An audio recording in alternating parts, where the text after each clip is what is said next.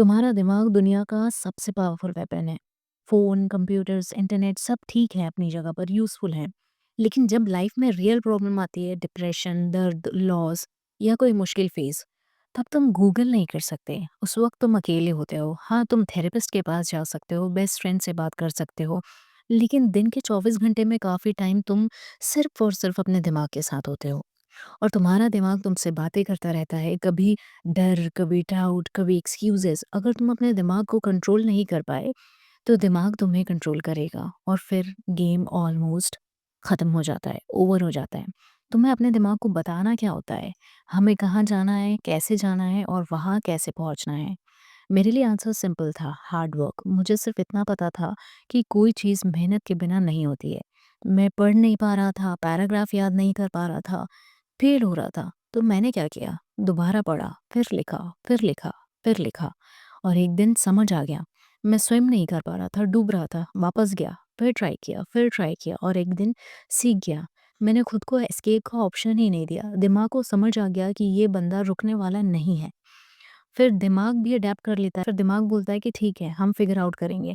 जब मैं navy seal training में था, लोग पूछते थे कि 18 महीने कैसे सर्वाइव किया?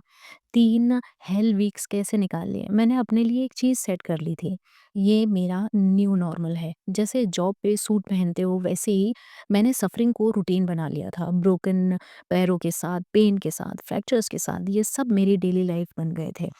दिमाग ने मान लिया था कि ये नॉर्मल है और जब पेन नॉर्मल हो जाता है, तुम स्ट्रॉन्ग हो जाते हो।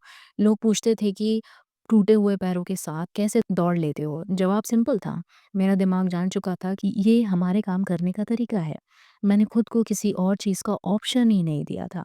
हेल्थ के बाहर कुछ था ही नहीं मेरी लाइफ में। एक टाइम ऐसा था जब मैं 300 पाउंड का था, कॉकरोच स्प्रे करता था, $1000 महीने का कमाता था। मुझे लगता था कि यही मेरी पूरी कैपेसिटी है। बाद में समझ आया कि वो मेरी लाइफ का सिर्फ 10% भी नहीं था। हम में क्या पावर छुपी है, ये तब तक नहीं पता चलता जब तक हम रियली हार्ड ट्राई नहीं करते हैं।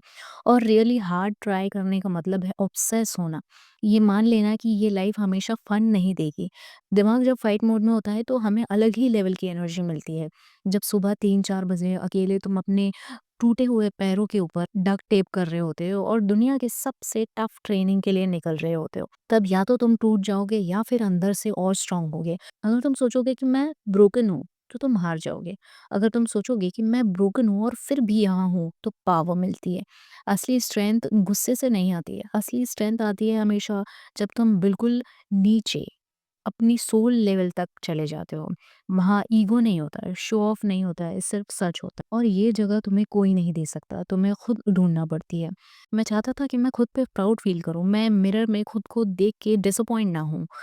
लोग मुझे पसंद करते थे पर मैं खुद को पसंद नहीं करता था। लोग कहते थे कि पीस चाहिए लाइफ़ में। मैंने पीस नहीं ढूँढी पहले, मैंने खुद को ढूँढा और पीस बाद में आई। अकाउंटेबिलिटी पेन होता है, रोज़ खुद से सच बोलना पेनफुल होता है, लेकिन वही ग्रोथ है।